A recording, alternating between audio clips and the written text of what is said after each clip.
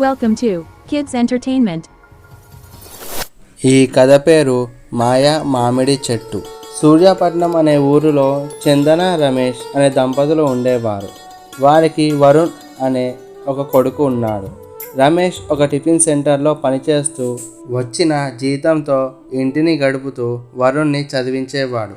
అలా వాళ్ళు చాలా సంతోషంగా ఉండేవారు. అలా ఉండగా ఒకరోజు రమేష్తో కలిసి పనిచేసే వాళ్ళు రమేష్ మంచితనం వాళ్లకు అడ్డుగా ఉన్నందుకు రమేష్ని ఏదో ఒక రకంగా ఇరికించి పనిలో నుంచి తీయించేలా చేస్తారు. రమేష్ ఆ బాధతో ఇంటికి వచ్చేస్తాడు. ఇక నుంచి నా కుటుంబాన్ని ఎలా చూసుకోవాలి అని అనుకుంటూ బాధపడుతూ కూర్చుంటాడు. రమేష్ జరిగిన విషయమంతా తన భార్యకు చెప్తాడు. అలా ఉండగా వరుణ్ తన స్నేహితులతో ఆడుకోవడానికి వెళ్ళి ఆడుకుని ఒక చెట్టు కింద కూర్చుంటాడు. ఆ చెట్టు పక్కనే ఒక ముసలమ్మ దాహం దాహం అని అంటుంది. ఆ మాటలు వినపడిన వరుణ్ అక్కడికి వెళ్ళి ఆ ముసలమ్మకు నీళ్లు ఇస్తాడు. ఆ ముసలమ్మ నీళ్లు తాగి సంతోషంగా వరుణ్ణి దీవించి, నువ్వు నా దాహాన్ని తీర్చావు, ఇదిగో ఈ మామిడి పండును తీసుకో అని ఇచ్చింది. వరుణ్ ఆనందంగా ఆ పండును తీసుకున్నాడు. వరుణ్ ఇంటికి నడుచుకుంటూ వస్తాడు. అలా నడుస్తున్నప్పుడు తనలో తాను ఇలా అనుకుంటాడు, ఈ మామిడి పండును తిని దీని టెంకను మా పెరట్లో నాటుతాను. కొన్ని రోజులకు అది చాలా పెద్ద చెట్టు అయ్యాక దానికి చాలా మామిడికాయలు కాస్తాయి. అప్పుడు నేను చాలా మామిడికాయలు తినొచ్చు అని అనుకుంటాడు. వరుణ్ మామిడికాయ తిని టెంకను ఇంటి వెనుక ఉన్న పెరట్లోకి వెళ్ళి భూమిలో నాటుతాడు.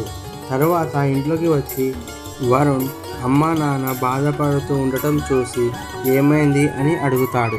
వరుణ్ బాధపడతాడని ఏమి చెప్పకుండా, ఏమి లేదు నాన్న, వెళ్ళి చదువుకో అని వాళ్ళ అమ్మ నాన్న అంటారు. అలా ఆ రోజు గడిచిపోతుంది. తరువాతి రోజు రమేష్ పెరట్లో మొక్కలకు నీళ్లు వేయడానికి వెళ్తాడు. అక్కడ ఉన్న మామిడి చెట్టుని చూసి ఆశ్చర్యపోతాడు. వెంటనే తన భార్య చందనను వరుణ్ణి పిలుస్తాడు.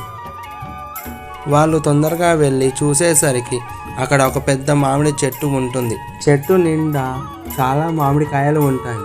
అసలు ఆ చెట్టుకి ఆకులు ఉన్నాయా కాయలు ఉన్నాయా అనేంతగా మామిడి కాయలు ఉన్నాయి. అక్కడ ఉన్న మామిడి చెట్టు మాట్లాడటం మొదలు పెడుతుంది. అప్పుడు వరుణ్, ఏంటి ఈ మామిడి చెట్టు మాట్లాడుతుందా అని ఆశ్చర్యపోతాడు.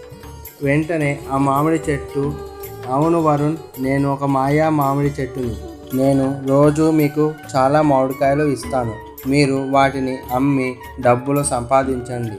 అలాగే ఎవరైనా సాయం అడిగితే వాళ్ళకి తప్పకుండా సహాయం చేయండి. మీరు అలా సాయం చేసినన్ని రోజులు నేను మీకు మామిడికాయలు ఇస్తూనే ఉంటాను అని ఆ చెట్టు అంటుంది. సంతోషంగా ఆ మామిడికాయలన్నిటినీ కోసి అమ్మడానికి బజార్లోకి వెళ్తాడు. కాయలు మంచి రంగు సువాసనలతో ఉండటంతో కొంతసేపట్లోనే అన్నీ అమ్ముడుపోతాయి. మామిడికాయలన్నీ అమ్ముడుపోవడంతో రమేష్ చాలా సంతోషంగా ఇంటికి తిరిగి వస్తాడు.